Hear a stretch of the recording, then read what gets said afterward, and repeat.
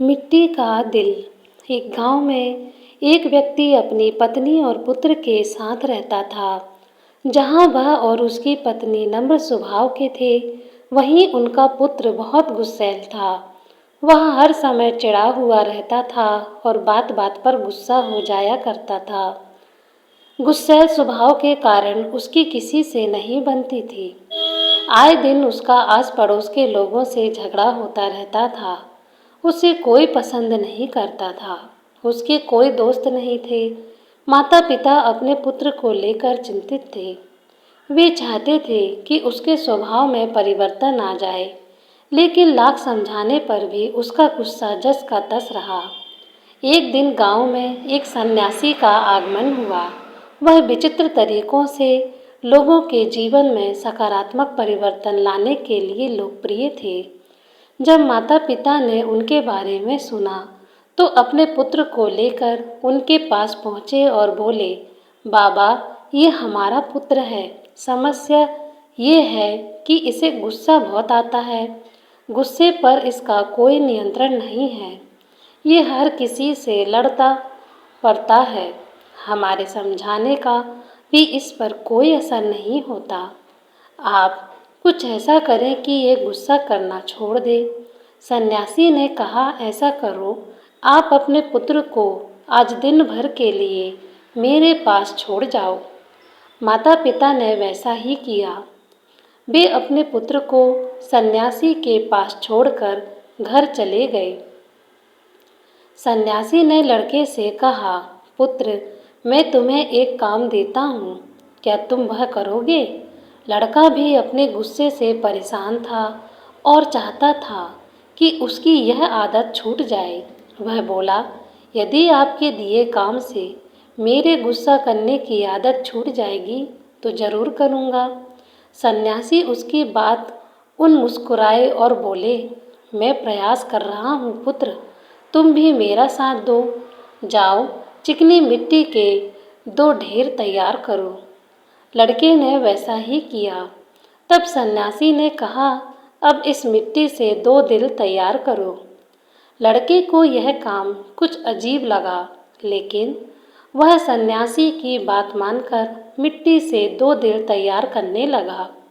दिल बनाते समय कई बार उसके मन में कई बार झुंझलाहट आई। वह सोचने लगा कि मैं यहाँ अपनी गुस्सा करने की आदत छुड़ाने आया हूँ और इस सन्यासी ने मुझे किस काम में लगा दिया है। इस तरह तो मेरा गुस्सा खत्म होने की जगह बढ़ जाएगा। लेकिन उसने किसी तरह काम करना जारी रखा और मिट्टी के 2 दिल तैयार कर लिए। वह उन 2 दिलों को लेकर सन्यासी के पास गया और बोला, बाबा, ये रहे मिट्टी के 2 दिल। मैंने आपका काम कर दिया है। अब मैं जिस उद्देश्य के लिए मेरे माता पिता ने मुझे आपके पास भेजा है, उस पर आइए, उसके लिए कुछ कीजिए। सन्यासी बोला, मैं अच्छी तरह जानता हूँ पुत्र कि तुम यहाँ क्यों आए हो। पहले मेरा यह काम कर दो, फिर मैं तुम्हारे गुस्से के लिए कुछ करता हूँ। बताइए, अब क्या करना है? लड़का मन मार कर बोला, इस एक मिट्टी के दिल को लेकर कुम्हार के पास जाओ और उससे कहकर इसे भट्टी में अच्छी तरह तपाकर वापस ले आओ। लड़का कुम्हार से उस मिट्टी के दिल को तपाकर वापस सन्यासी के पास ले आया। तब सन्यासी ने उसके कहा, अब इस दिल में जो चाहे रंग भर दो। लड़के ने उस दिल को लाल रंग से रंग दिया। रंग चढ़ाने के बाद वह दिल बहुत सुंदर नजर आने लगा। लड़के ने जब अपने दिन भर की मेहनत से तैयार उस दिल को देखा तो बहुत खुश हुआ और सोचने लगा कि सन्यासी बाबा से कहकर मैं इसे अपने घर ले जाऊंगा और अपने कमरे में सजाऊंगा। वह खुशी खुशी सन्यासी के पास गया और वह दिल दिखाते हुए बोला, बाबा, देखिए, रंग भरने के बाद ये दिल कितना सुंदर दिखने लगा है। हाँ, ये बहुत सुंदर दिख रहा है। आखिर तुमने इतनी मेहनत से इसे तैयार किया है, लेकिन अब तुम्हें इस दिल पर हथौड़े से चोट करनी होगी। कहते हुए सन्यासी ने एक हथौड़ा लड़के के हाथ में पकड़ा दिया। अपनी दिन भर की मेहनत पर हथौड़ा चलाते हुए लड़के को बहुत गुस्सा आया, लेकिन किसी तरह अपने गुस्से को पीकर उसने उस दिल पर वार कर ही दिया। हथौड़े की चोट से वह दिल टूटकर बिखर गया। लड़के को बहुत दुख हुआ। वह बोला, बाबा, मेरे दिन भर की मेहनत बर्बाद हो गई। लेकिन सन्यासी ने उसकी बात पर ध्यान नहीं दिया और मिट्टी का बना दूसरा दिल उसे देते हुए कहा, अब इस दिल पर भी हथौड़े से वार करो। लड़के ने वैसा ही किया, लेकिन हथौड़े के वार से उस दिल पर हथौड़े का निशान उभर आया, लेकिन वह टूटा नहीं। लड़का आश्चर्यचकित होकर कभी उस दिल को तो कभी सन्यासी को देखने लगा। वह सोचने लगा कि मेरे माता पिता मुझे किसके पास लेकर आ गए हैं। ये सन्यासी बाबा तो मुझे पागल लगते हैं। वह बोला, मेरा पूरा दिन यहाँ बेकार के काम में चला गया। अब मैं यहाँ एक क्षण भी नहीं रुकने वाला हूँ। मैं जा रहा हूँ। ठहरो, सन्यासी ने उसे रोका। आज दिन भर तुम्हें जो काम दिया उसका वास्तविक अर्थ तो समझाते जाओ। लड़का ठिठक गया। सन्यासी उसे समझाते हुए कहने लगे, पुत्र, जिस मिट्टी के दिल पर तुम काम कर रहे थे वह वास्तविक दिल का एक क्षम्य रूप था।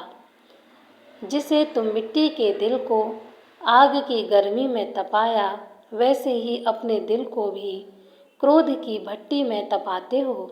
तुम्हें ऐसा लगता है कि इस तरह तुम इस दुनिया के सामने मजबूती से खड़े हो, लेकिन ऐसा नहीं है। जीवन रूपी हथौड़े का एक बार भी तुम्हारा कठोर हो चुका दिल झेल नहीं पाएगा और चकनाचूर हो जाएगा। ऐसे में तुम संभल नहीं पाओगे।